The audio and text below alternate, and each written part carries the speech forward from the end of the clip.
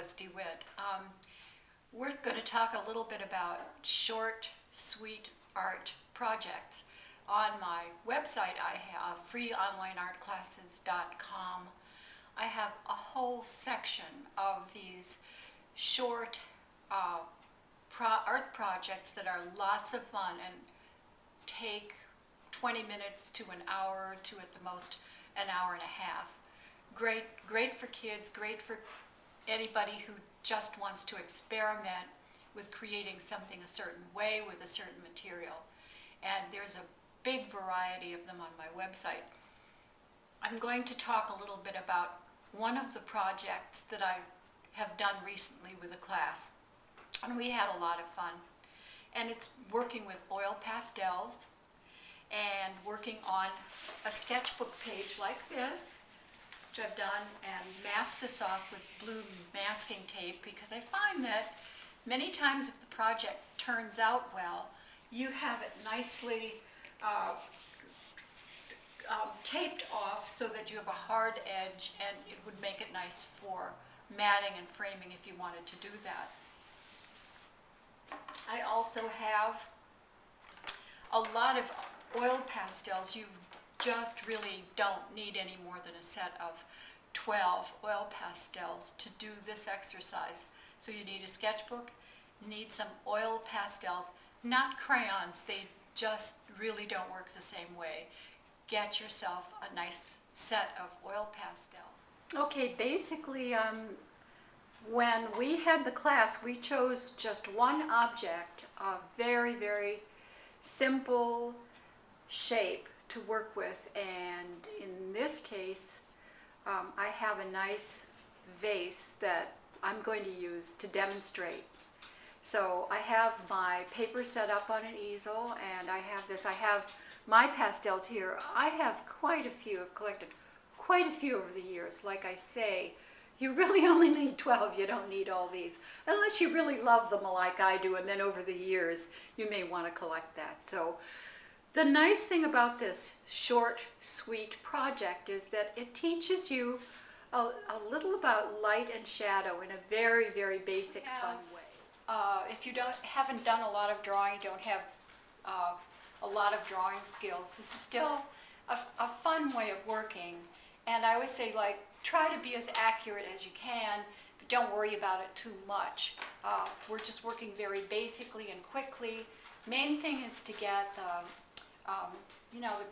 the shape down as well as you could, and then we're going to pretty much kind of manufacture the light and shadow to make it dramatic, and then we can show volume this way. So I'm going to just start out with a basic shape like this. Try to get it down as best you can. There it is, right there. And then I have a tabletop in the back. It's not straight across, it's at a diagonal. And then there's a kind of a bit of drapery right there, and that's going to be the main composition. So I started out with a kind of a sage green. I think that's fairly close to that the color of the vase, but it really doesn't matter all that much because we're going to be working with a lot of different colors. So I'm just going to sketch the colors in very, very basically, starting with the vase. And then I'm going to choose another color. Again, it doesn't have to be exactly the same color as the background. In this case, this is sort of a flesh tone. The background here is sort of a beige, so I'm not using quite the same color, but that's okay. It's okay to do that. You choose whatever color you want.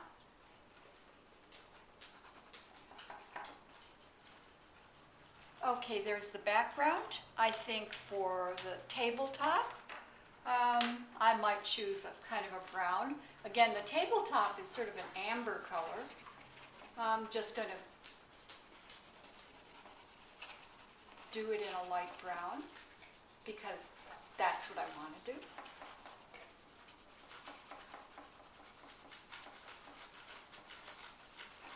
It's good to get the colors down first, even in this very basic way, because if you don't and you have white spaces in your composition, it's going to throw everything off. So you really want to feel like you control this whole environment. And the only way you can do that is to deal with the whole thing. So pretty much now I have the 3 colors down, and that's my start. Just move the angle of the camera over a little bit so you can see how I'm working a little bit better now that I've described the situation.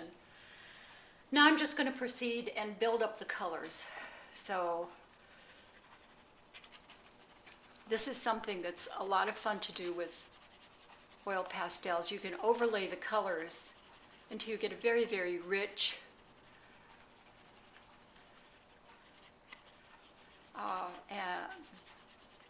light and shadow just by putting one color over the other.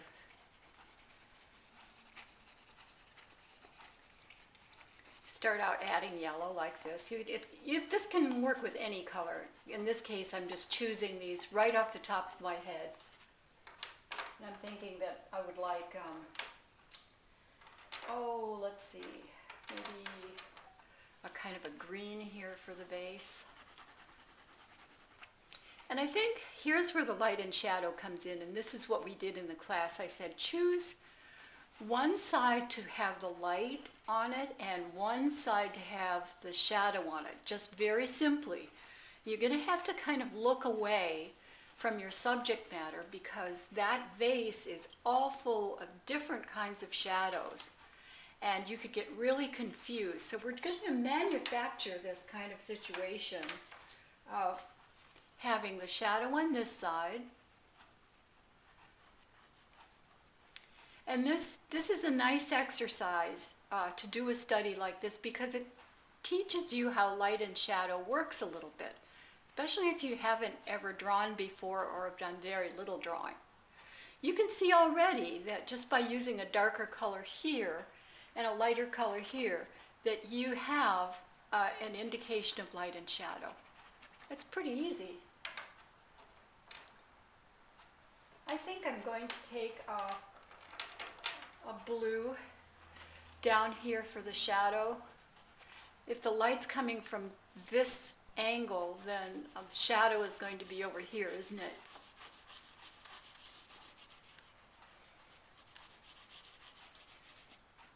Might just add a little blue right in there on the vase. Why not?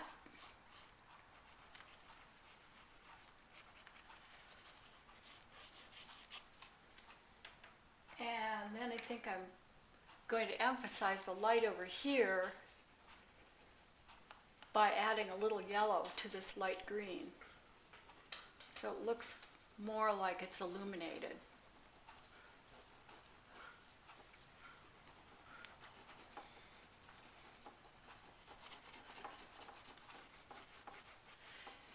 The background I think I'm going to keep light for now. I'd like to add another color down here.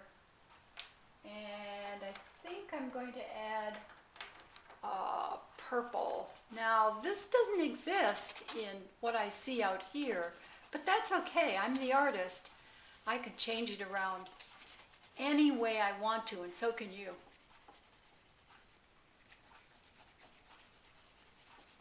The nice thing about using purple is that it actually makes the background a little bit darker and makes the light here, that light green, lighter. So what we're learning is that by putting a dark color next to a light color, the light color will actually appear lighter because of the contrast between the two colors.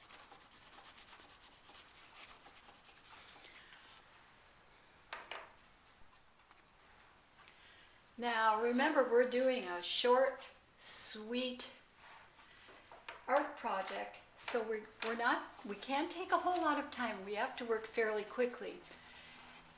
The advantage to working quickly also is you don't get much of a chance to reason things out. You can't scold yourself for doing anything wrong You can't make judgments saying, oh, I should do this, I should do that, maybe I should do that. You just really have to work. Just have to work fast, not think too much about it, and enjoy the color. I'm going to put a little of that pink into the light part. You can see how nicely these colors overlay. So one color can really be made up of a lot of different colors.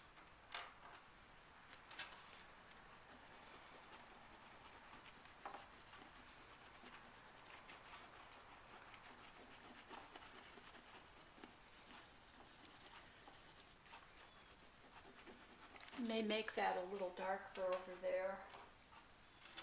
Bring in some dark gray for the drapery.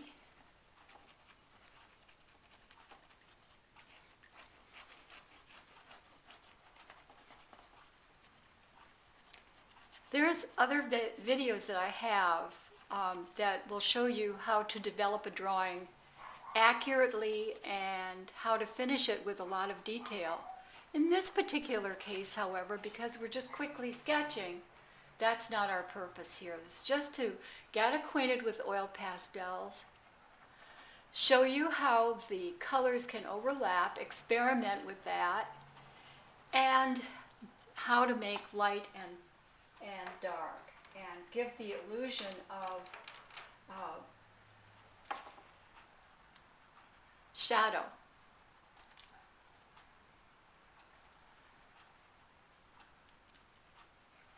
And you can see here just in this little study, very, very simple study, how effective the light and shadow is.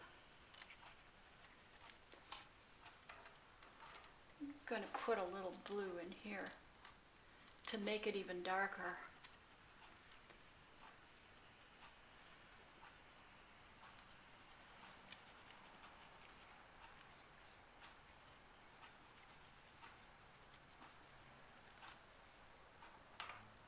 Maybe add a little brown.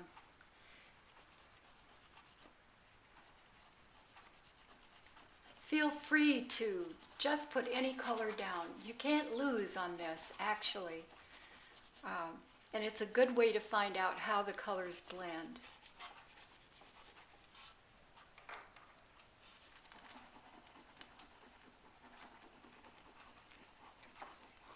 Now I'm hurrying because I want to finish this. This is a brief study. It can't take too long.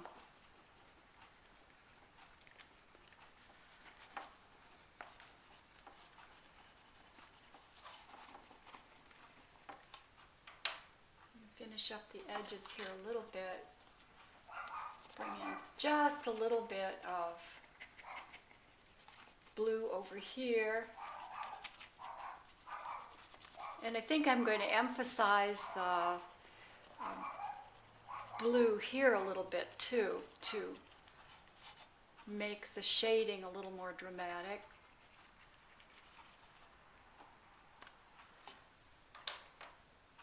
And I would say for this brief little short, sweet pastel study, I'm just about done.